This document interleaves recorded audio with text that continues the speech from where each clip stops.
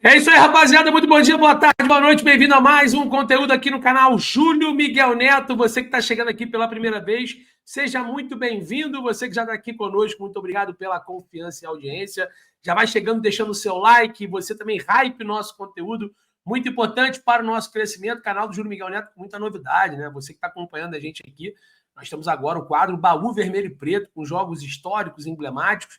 Sempre a gente abastecendo o nosso conteúdo, nosso canal aqui, os jogos históricos do mais querido do Brasil. Já adicionamos 3 jogos, né? Flamengo campeão da Taça Guanabara em 96, gols de Romário e Sábio contra o Vasco da Gama. Flamengo campeão carioca de 99, gol do Rodrigo Mendes também contra o Vasco. E um jogo emblemático, em 1998, Maracanã, Flamengo goleava o Corinthians, que seria o atual campeão naquela oportunidade nacional. Em 1998, 4-1, rapaz. Em cima daquele time tinha Marcelinho, Carioca, Vampeta, Rincon, Ricardinho, Mirandinha, tinha o zagueiro Gamarra, tinha o técnico da seleção brasileira, Luxemburgo. O Flamengo aplicou o sonoro 4-1. Esses 3 jogos já estão aqui disponíveis no canal Júlio Miguel Neto, no playlist Baú Vermelho e Preto. E vai ter muito mais jogos, tá? A gente vai adicionando jogos de 1980, campeão mundial, campeão com gol do Rodinelli em 78 contra o Vasco. Você que gosta de jogos históricos, curiosidades sobre alguns atletas que jogaram no Flamengo, o canal Júlio Miguel Neto também vai estar com essa novidade aqui, além das entrevistas, né? Nós iríamos entrevistar o comediante e influenciador que está estourado nas redes sociais, o Master Tralha, mas ele teve um probleminha. A gente teve que cancelar e desmarcar e vai reagendar em outra oportunidade. Mas vamos falar sobre o Flamengo, sobre o futebol. Lembrando que às 11 horas, daqui a pouquinho, estaremos na Rubro News TV ao vivo, fazendo o nosso pré-jogo. Graças a Deus, acabou a data FIFA, estamos chegando no final de semana e domingo tem Flamengo e Juventude no Alfredo Jaconi às 4 horas da tarde. Ontem, no meio da semana, tivemos o encerramento das 4 finais da Copa do Brasil. De um lado, Corinthians e Cruzeiro vão se enfrentar, eles que já fizeram a final de 2018, e na outra, um clássico carioca, garantia de um co-irmão na final aqui no Rio, né? Fluminense e o Vasco que eliminou. Alô, Joté! Botafogo ia começar a temporada em abril, né? Confesso que me vi torcendo contra o Botafogo, não a favor do Vasco. Mas, se tivesse que passar no pior dos mundos algum clube ontem, eu preferi que, sinceramente, o Botafogo fosse eliminado. Eu odeio o Botafogo, o pessoal sabe disso. Como torcedor, como jornalista, a gente tem que ser isento, né? Mas, ontem nos pênaltis, o Vasco eliminou o Botafogo e o Fluminense já tinha eliminado a equipe do Bahia anteontem, né? Então, Cruzeiro e Corinthians, Fluminense e Vasco, o pior dos mundos pra gente ali. Eu vou te falar, eu não queria que nenhum carioca fosse campeão, não, pelo contrário. Embora, se eles ganharem a Copa do Brasil, a gente está liderando o brasileiro, do qual a gente vai falar. Podemos ter uma super Copa do Brasil, de novo, um clássico carioca. Ano passado, Botafogo campeão brasileiro, Flamengo campeão da Copa do Brasil. Esse ano, Flamengo campeão brasileiro, Fluminense ou Vasco, se um dos dois for o campeão, já tem 50% de chance, porque um dos dois já está na final, né? Um carioca, já está na final, isso é certo. Pode ter uma Supercopa do Brasil de novo entre cariocas no ano que vem. Esse ano deu Mengão em cima do Botafogo. O Cruzeiro, se for campeão, está se reestruturando, ele vai abrir um de vantagem no Flamengo, né? Ele é o maior campeão da Copa do Brasil, tem 6 títulos, o Flamengo tem 5. Corinthians também, vou te falar, eles acham que são o Flamengo, né? É aquele remédio genérico, né? Acha que é bom, mas não é. Enfim, eu não sei. Mas que é a tua opinião aí? O que você, nesse pior dos mundos aí, quem seria melhor ser campeão da Copa do Brasil? Tinha que ser o Flamengo, né? Mostrou que realmente o Flamengo tinha tais condições de chegar a essa final e ganhar mais um título. Seria a 4ª final em 4 anos. O Flamengo ganhou em 22 e 24, perdeu em 23 para o São Paulo na final. Mas enfim, vamos falar sobre o Flamengo e Juventude. Então, domingo, Alfredo Jaconi, 4 horas da tarde. O Flamengo tem um retrospecto desfavorável. A última vitória foi em 1997. 1-0, gol de Rodrigo contra, né, o zagueiro do Juventude. Naquela oportunidade, o Flamengo chegou no 4-1 lá, mas não conseguiu performar. Afinal, foi entre Vasco e Palmeiras. O Vasco, depois de 2-0, tanto no Morumbi quanto no Maracanã, foi o campeão. O Vasco tinha vantagem de ter a melhor campanha. O Flamengo não vence lá desde 1997. Claro, muitos anos o Juventude ficou ali na segunda divisão, terceira divisão, não houve tantos confrontos, mas, por exemplo, ano passado o Juventude venceu o Flamengo de virada. O Flamengo fez 1-0 com o gol do Pedro de peito e depois tomou a virada, empate no primeiro tempo e a virada nos minutos finais. Né? O Flamengo estava tentando ganhar o jogo, acabou tomando a virada. Sempre um confronto difícil, a gente tem que tomar cuidado. O Flamengo é líder do campeonato, vai ter a 4ª rodada agora do retorno. 23ª, o Flamengo só tem 22 jogos.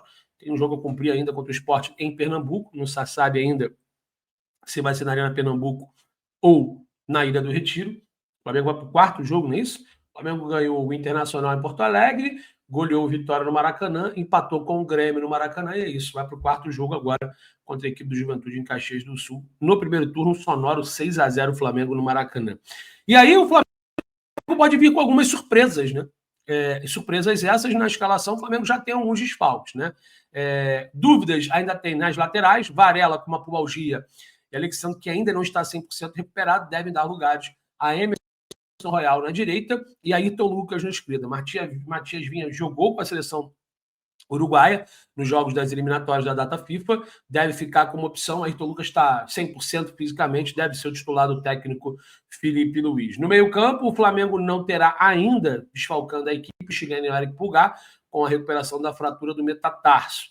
Além disso, o Flamengo tem as voltas de Jorge Carrascal, Gonzalo Plata e Jorge André Arrascaeta, além do Dela Cruz, que não foi na seleção, mas vai aprimorando sua forma física, está confirmado entre os relacionados. As surpresas podem ser justamente na frente, né? Samuel Lino, que serviu a seleção brasileira, e o próprio Gonzalo Plata, que serviu a seleção equatoriana. Gonzalo teve minutos bem inferiores na primeira partida, porque estava pendurado, e eles não quiseram correr o risco do Gonzalo tomar o terceiro cartão e não jogar o último jogo. O Gonzalo teve mais minutos em campo na segunda apresentação do Equador nas eliminatórias, mas o Gonzalo Plata pode ser preservado e começar no banco. O Luiz Araújo está cotado para iniciar essa partida, então o Flamengo tem algumas surpresas. Além disso, o clube tem 2 desfalques, né? O Léo Ortiz, que tomou o terceiro cartão amarelo, vai ceder o lugar ao Danilo, e o Bruno Henrique, que foi julgado e condenado, pelo menos na esfera nacional, não joga, a princípio, 12 jogos de campeonatos organizados pela CBF, ou seja, o STJD tirou o Flamengo, tirou o Bruno Henrique, tanto da Copa do Brasil quanto do Brasileiro.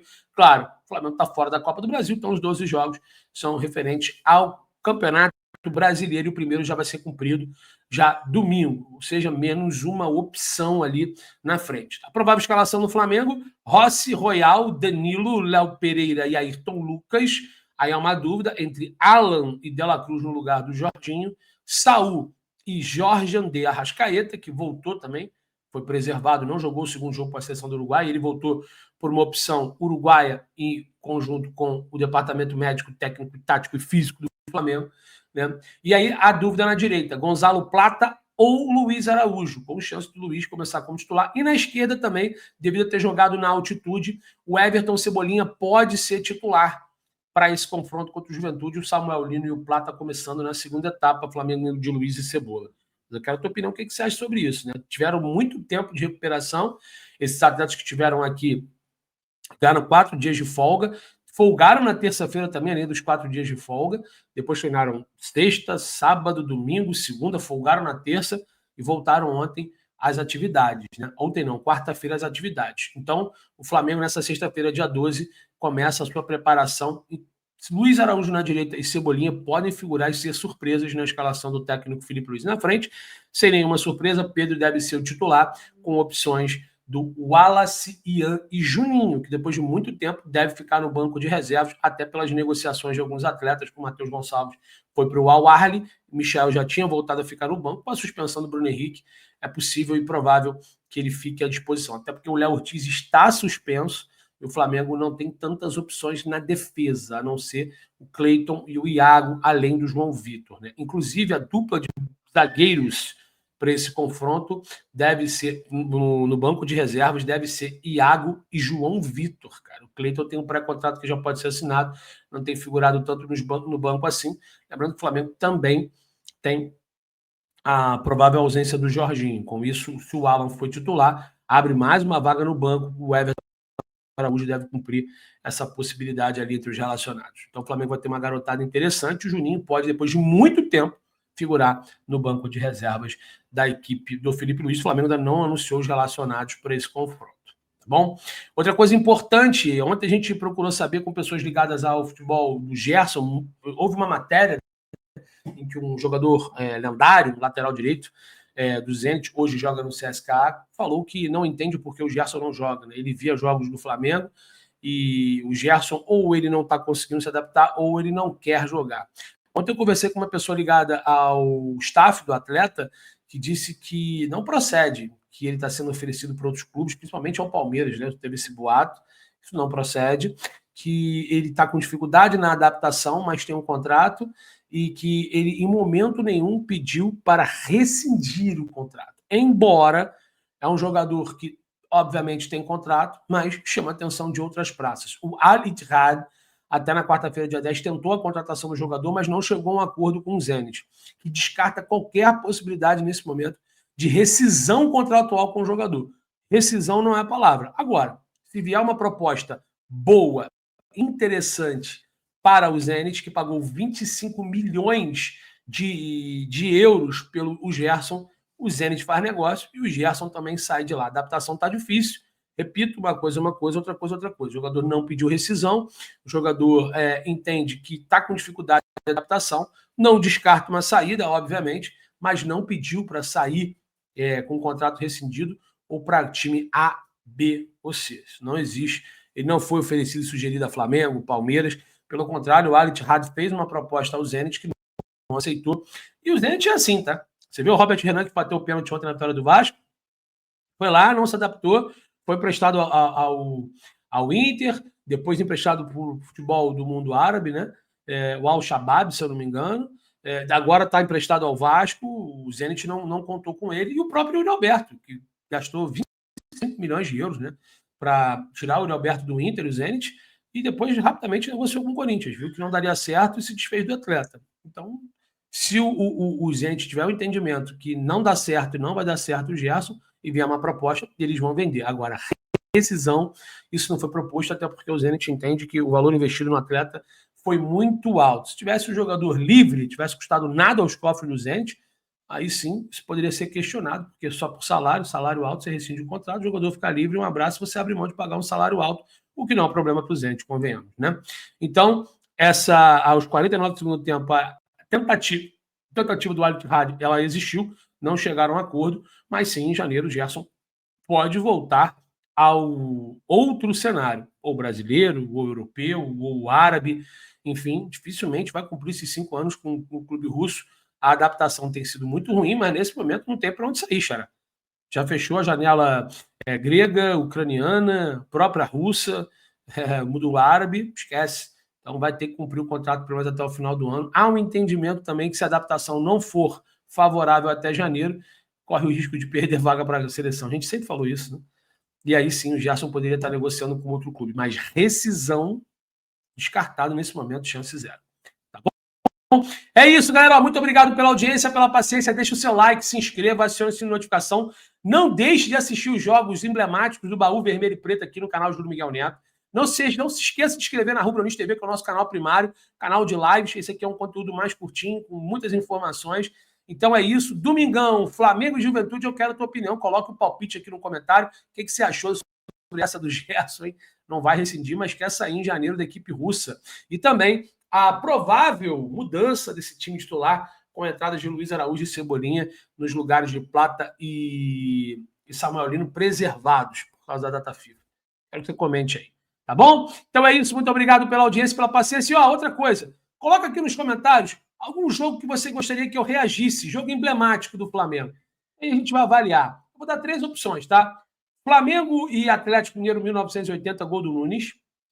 Flamengo e Botafogo, Campeonato Brasileiro de 92, aquele 3-0, jogo número 1 da final, foram 2 jogos das finais. E também Flamengo e Atlético Mineiro, Copa União de 87, aquele jogo lá que o Renato Gaúcho fez o terceiro gol, driblando o João Leite. Vou dar essas 3 opções para vocês. Comenta aqui qual que vocês querem ver primeiro. Tamo junto. Forte abraço, saudações. Deixa o like. Valeu!